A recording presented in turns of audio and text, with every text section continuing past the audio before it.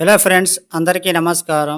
ఈ Telugu life story వింటున్న ప్రతి ఒక్కరికి థ్యాంక్ యూ సో మచ్. అలాగే విశ్వానికి కృతజ్ఞతలు. మీకే ఎప్పుడు ఇలా ఎందుకు జరుగుతుంది? సమస్యలన్నీ మీ చుట్టూ ఎందుకు తిరుగుతున్నాయి?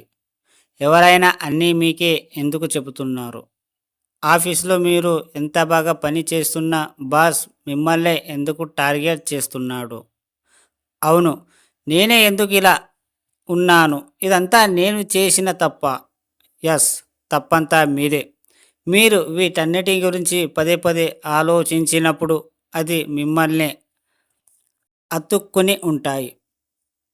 ఎప్పుడైతే మీ ఆలోచన ఫ్రీక్వెన్సీలో తేడా ఉన్నప్పుడు అవన్నీ మారిపోవడం జరుగుతుంది. మీరు మీ చుట్టూ ఉన్న పరిస్థితులను మీ ఆలోచనలు ద్వారా ఎలా తయారు చేసుకున్నారు? మీరు ఇక నుండి వీటన్నిటి నుండి విముక్తి పొందాలి అనుకున్నప్పుడు మీకు కావాల్సిన వాక్యాలను వీటన్నిటిని వ్యతిరేకంగా పాజిటివ్గా వ్రాయడం చదవండి, మాట్లాడటం మొదలుపెట్టండి. మీరు ఎంత బాగా ట్రైన్ చేస్తే అంతగా మీ జీవితంలో మార్పును చూస్తారు. ఎస్, మీ బ్రెయిన్ మీరు చెప్పినట్టు వింటుంది. దానికి అనుగుణంగా పనిచేస్తూ మీరు కోరుకున్న వాటిని మీ ముందుంచుతుంది. ఇక నుండి పాత వాటిని తలుచుకుంటూ కృంగిపోకుండా కొత్తగా డబ్బు సంపాదనతో కూడిన జీవితానికి బ్రెయిన్కు ట్రైనింగ్ ఇస్తూ కొత్త జీవితాన్ని ఆనందంగా అనుభవించండి.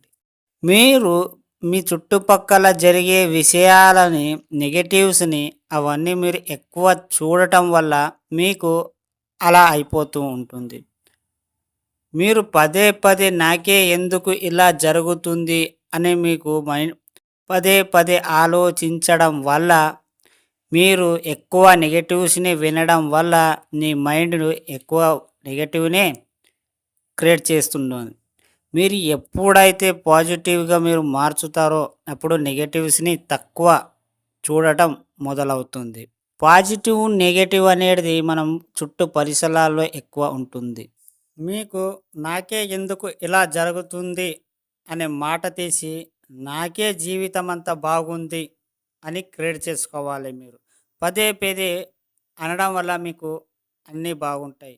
మీ బాస్ మిమ్మల్ని తిడుతుంటే, ఈరోజు నా బాస్ నాకు ఎంకరేజ్ చేసినందుకు కృతజ్ఞతలు అని పదే పదే పదే మరియు అనుకోవడం వల్ల, ఊహించుకోవడం వల్ల మీరు ఆఫీస్ పోగానే అదే జరుగుతుంది.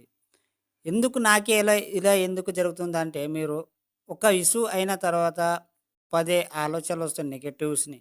మీరు ఎక్కువ దేని గురించి ఆలోచిస్తారో అదే మీకు వస్తుంది. అలా వచ్చినప్పుడు పాజిటివ్గా ఆలోచించండి, వెళ్ళిపోతుంది. డిలీట్ అని చెప్పండి అంతే. అర్థమైందా? ఈ స్టోరీ విన్న ప్రతి ఒక్కరికి థ్యాంక్ యూ సో మచ్. అలాగే విశ్వానికి కృతజ్ఞతలు.